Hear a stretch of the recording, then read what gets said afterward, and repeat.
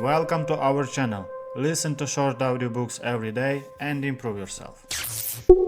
Anne Applebaum, Autocracy, Inc., The Dictators Who Want to Run the World. When you think of an autocratic state, what comes to mind? Perhaps you picture a single, powerful leader controlling a nation with an iron fist, using the military and police to suppress any opposition. But in the 21st century, this image is far from reality. Today's autocracies are more sophisticated, relying on complex networks that blend financial corruption, surveillance technologies, and global influence. These regimes are not isolated, but are connected to other autocratic states, and even to businesses and institutions in democratic countries. They collaborate through deals, not ideals, sharing resources to maintain power and wealth while repressing their citizens. You'll learn how these modern autocracies operate behind the scenes, using corruption as a tool of power, controlling narratives through advanced technology, and reshaping global norms to suit their interests.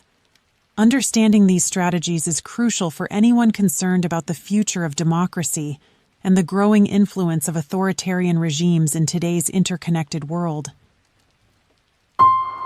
The greed that binds democracies to autocracies. In 1967, an unusual meeting took place at a hunting lodge near Vienna.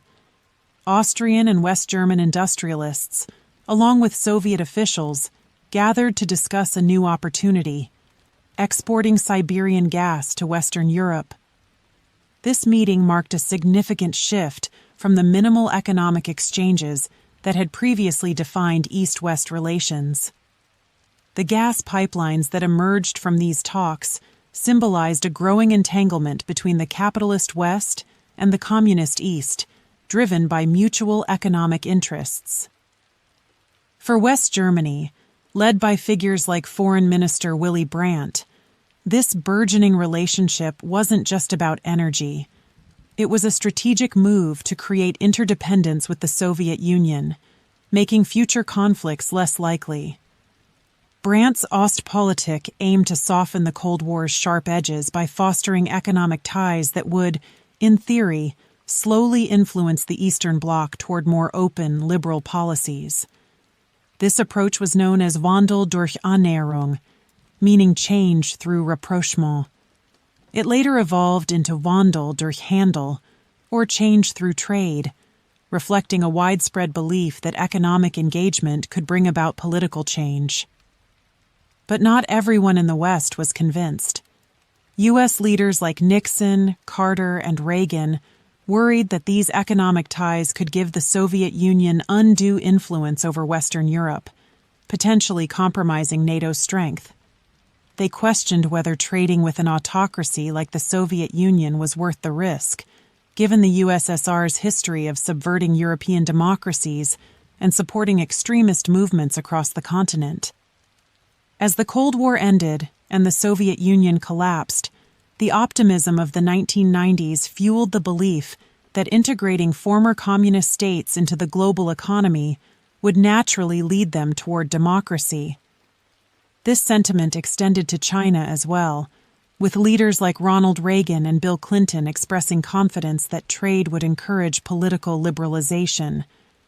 But this optimism often overlooked the realities of authoritarian resilience. Russia, under Vladimir Putin, demonstrated how autocratic regimes could manipulate economic ties to entrench their power rather than democratize. Western institutions, eager for profits, played a crucial role in this process, enabling kleptocratic practices that enriched Putin and his circle. The consequences of these choices reverberated far beyond Russia, as autocrats worldwide used similar tactics to launder money through Western financial systems, further blurring the lines between legitimate business and corruption. Ultimately, the global entanglement of democracies with autocracies, driven by economic self-interest, has created a complex web where the pursuit of profit often undermines democratic values and strengthens authoritarian regimes. Understanding this dynamic is critical for anyone concerned with the future of global democracy.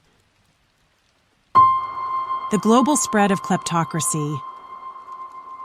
When Hugo Chavez took office in Venezuela in 1998, he promised to reform a country mired in corruption and inequality. At the time, Venezuela was the wealthiest nation in South America, with a strong democratic tradition. However, its political system was plagued by nepotism and bribery, common issues in oil-rich states. Chavez tapped into public anger over these problems, winning the presidency by vowing to create a more honest and equitable society. Despite his initial promises, Chavez quickly chose to embrace corruption rather than combat it. When his intelligence chief, Jesus Urdaneta, warned him about corrupt practices within his government, Chavez responded by dismissing Urdaneta and shutting down any investigation.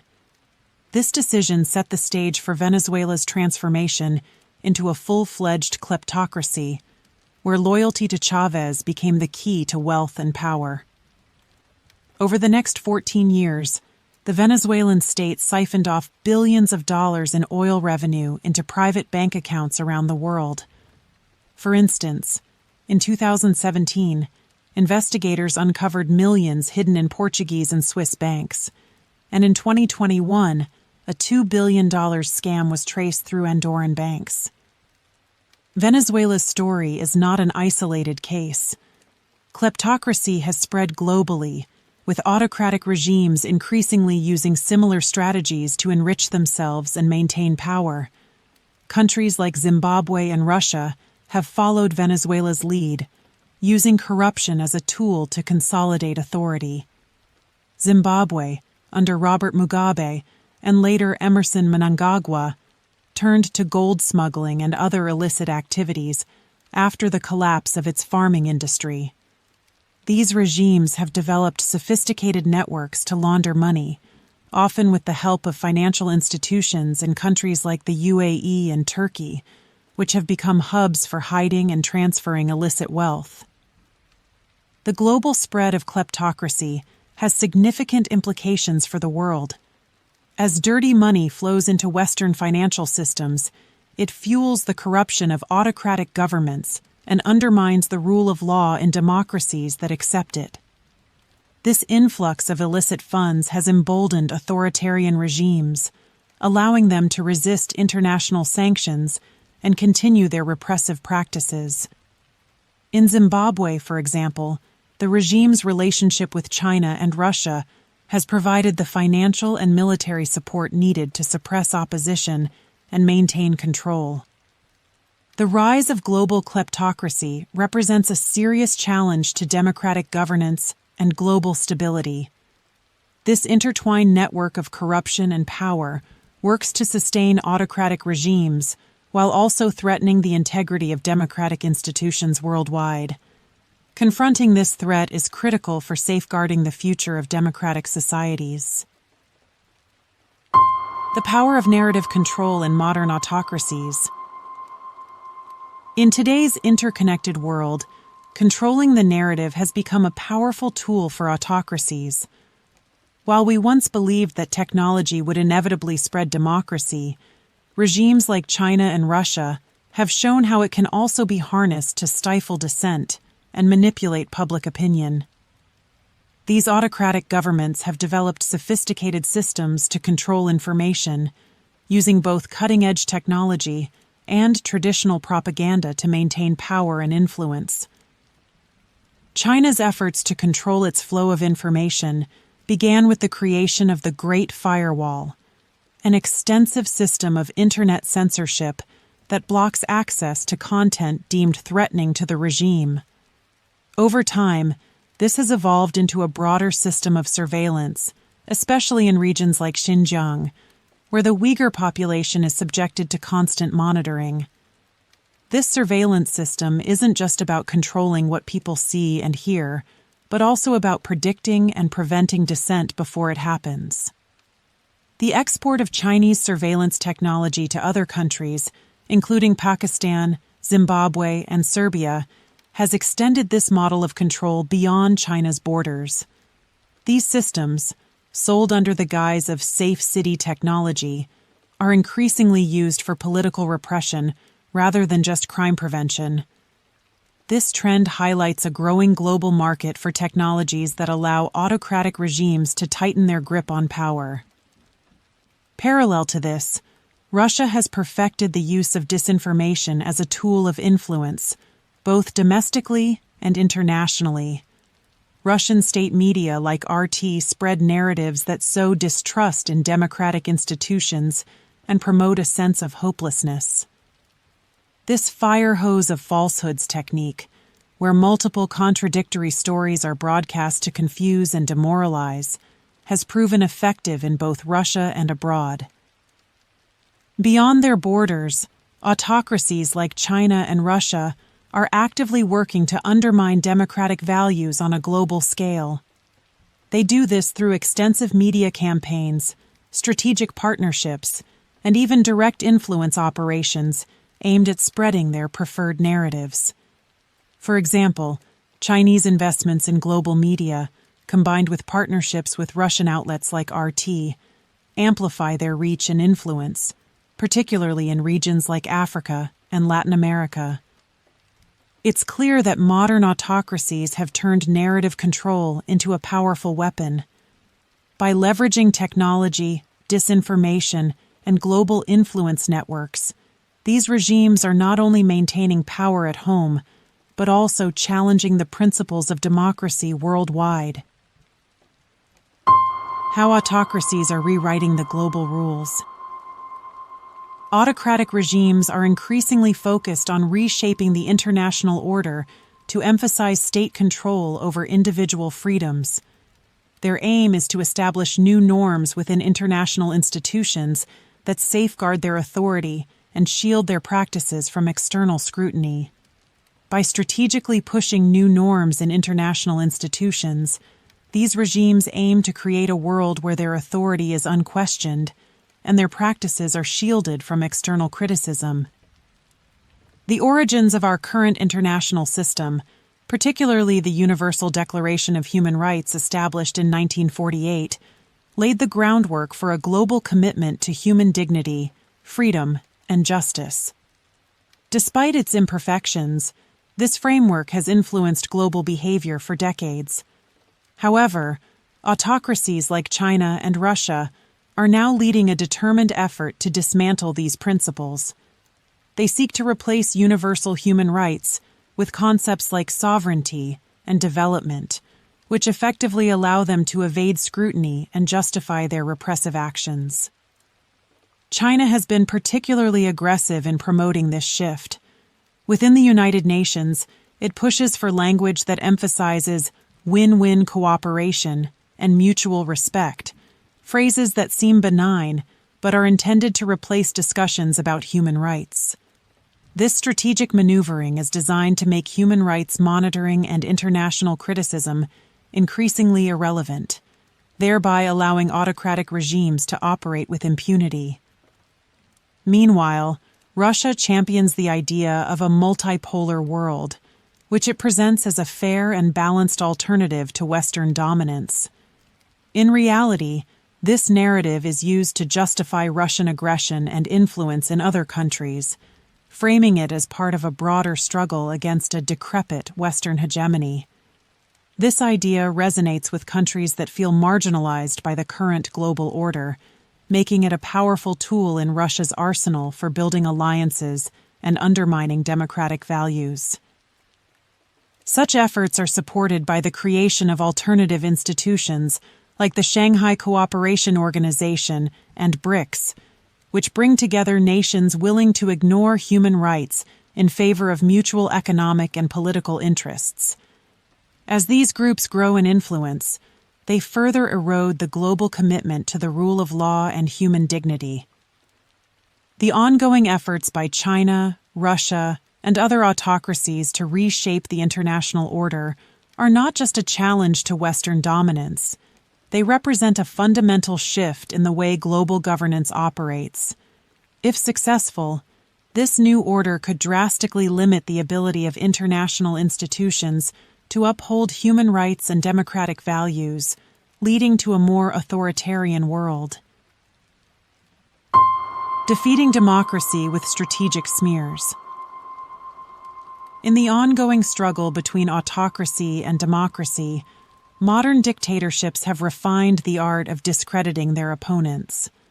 While earlier regimes might have relied on overt violence and repression, today's autocracies have developed sophisticated smear campaigns that target not just the leaders of democratic movements, but the very ideas they stand for. Understanding these tactics is critical to recognizing how these regimes maintain their grip on power.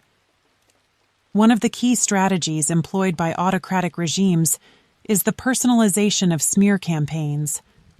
They don't just attack the ideas of democracy and freedom, they go after the individuals who promote them. By accusing activists of corruption, treason, or foreign allegiance, these regimes aim to undermine their credibility and isolate them from potential supporters. This tactic was evident in Zimbabwe, where activist Evan Mawariri's This Flag movement, which initially galvanized widespread support, was systematically dismantled through allegations of financial impropriety and accusations of being a foreign agent. These personalized attacks are often coupled with broader propaganda efforts that seek to delegitimize the very concept of democratic opposition. In countries like Russia, Venezuela, and Iran, the state uses its control over media and information channels to paint democratic activists as puppets of foreign powers, rather than genuine representatives of popular discontent.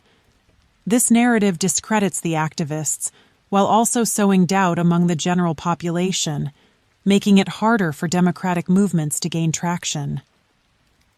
Autocracies also employ legal frameworks to stifle opposition. Many regimes have passed laws that target NGOs, civic organizations, and anyone receiving foreign funding, labeling them as foreign agents or extremists. These laws provide a veneer of legality to what is essentially political repression, making it easier for the state to justify its actions both domestically and internationally. Once again, modern technology is a powerful tool for autocratic regimes.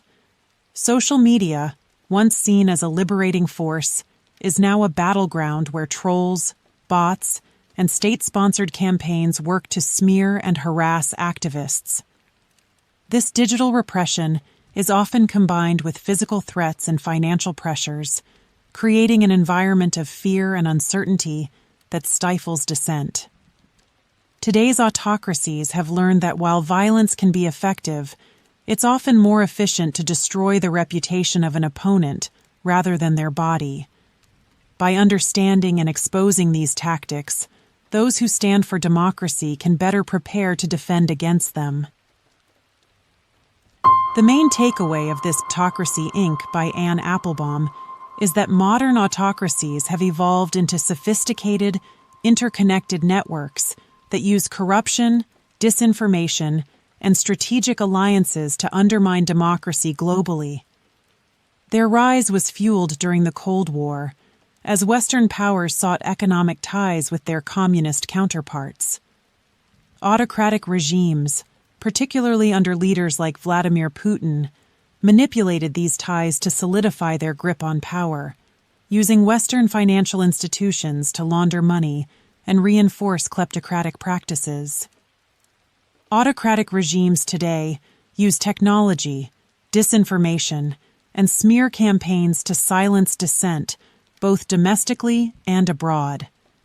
They are also actively reshaping international norms, pushing for concepts like sovereignty over human rights to avoid scrutiny and criticism.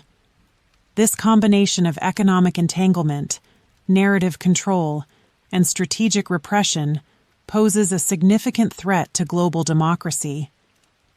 Understanding this is crucial in the fight to protect it.